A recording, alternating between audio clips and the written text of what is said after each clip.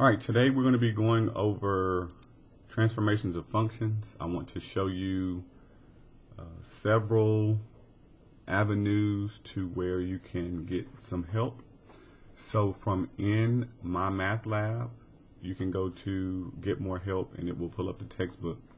So 2.5 is transformations of functions. And I want to show you the overview at the end of the section.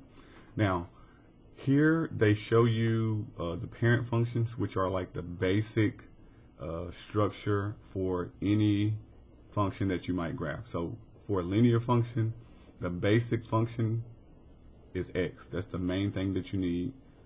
No coefficients, no exponents. You get a linear function. And so forth, you will see all the common parent functions that we will use here in Precal. So you have quadratic, they call it squaring function, square root function, cubing function, cube root, reciprocal, absolute value. And then we're going to talk about some aspects of translations, which I'm going to just kind of jump to the end because I want you to see the overview. This is kind of explaining what's going on. At the end, it puts it all together. So you got vertical translation, horizontal translation. We will have reflections, and they explain those. I want you to see the overview. These are a little bit more of the reflections explained. Vertical stretches, horizontal stretches, shrink and then compression, and more of that. And then we go one more page, maybe two more. Here we go. So this is a summary. It puts it all together in one place for you. This is in the textbook, page 142. So it shows you that if we want to shift vertical translation, just translate it, move it up, we would either add something or subtract something to the end of the function. So you see that with the plus b, it will shift up. With the minus b, it will shift down b units. With a horizontal shift, left or right, you will see either a minus or a plus d. Now the formula has minus d. So when you see a minus d in here, that's going to shift it d units to the right. It's going to go the opposite of what you think. Negative you think will go left, but in parentheses it's doing the opposite because of what you originally started with. So if you see a plus d, or they use different letters inside here, then it's going to go left. So kind of opposite, but notice the positioning. The plus or minus is going to be outside parentheses, outside of the x, and the shift left or right is going to be in a grouping symbol with the x. All right, reflect across the x-axis. So this, if your y value is positive and then we make it negative, it's going to flip across the x-axis. So it would be above and then it flips below. So this is what they're indicating with y equals a negative f of x, as opposed to y equals f of x. It's going to shift or flip, reflect across the x-axis. And then if we want to flip across the y-axis, we will notice that negative in the grouping symbol with the x. So if we have y equals f of negative x, this is going to reflect the graph of y equals the positive f of x across the y-axis. So it's taking your x values on the positive side, flipping them to the negative. All right. We also have vertical stretch or shrink. Sometimes they call them compress. If you have a constant attached outside, you're multiplying something outside of the equation.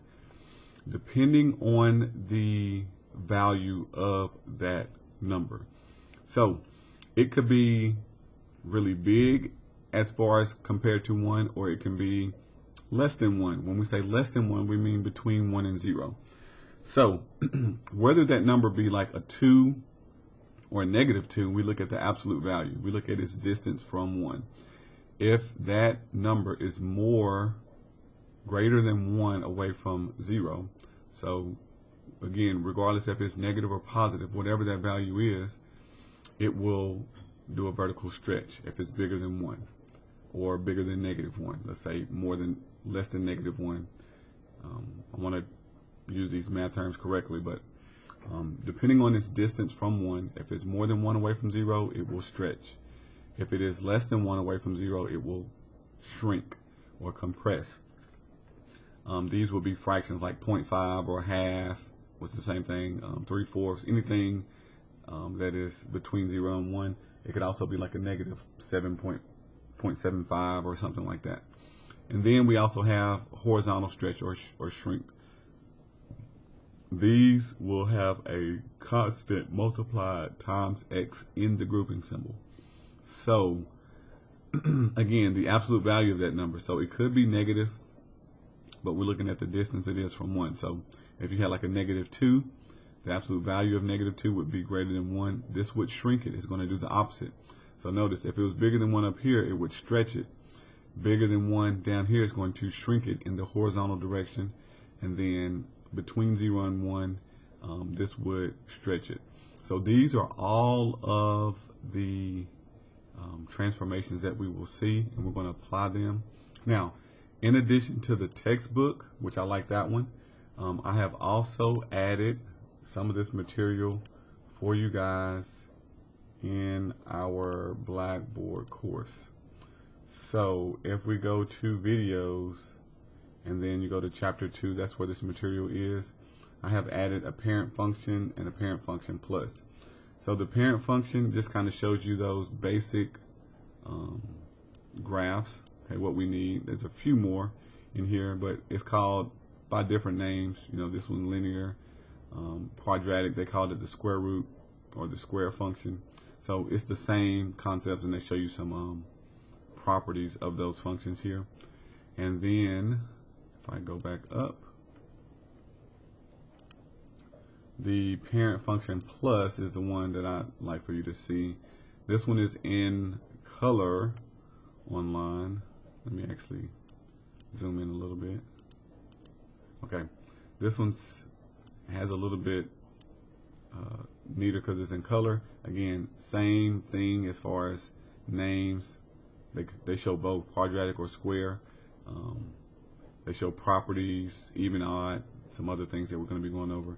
But if you scroll all the way down, they also have some trig, which a lot more things than what we need. But if you want, you have these. This shows you all of the transformations in one. So this is the general way that you would see the function. They use some different letters, like we saw D and we saw B out here. They use H and K, but they give you the same idea. It moves it up or down. Okay, the H inside is going to move it left or right, but it doesn't tell you. It just says plus moves it right, but they're telling you as far as what you plugged in. So you got to be careful with that one because that could be misleading. That's why I like the one in the textbook a little bit better. The stretch moves it up or down. It doesn't tell you. The book explains it better. Flip about the x-axis. If you have a negative A. Flip about the y-axis if you have the negative B. So that's showing you that inside the grouping symbol. And I think that's pretty much majority of it. So you have that here as well. I kind of like the way they put it all together here, but again, I like the textbook better. But anyway, you have a couple of different sources that you can refer back to as far as looking at transformations and seeing what's going on. So with that, we're going to go ahead and jump into Mymathlab and solve a few problems.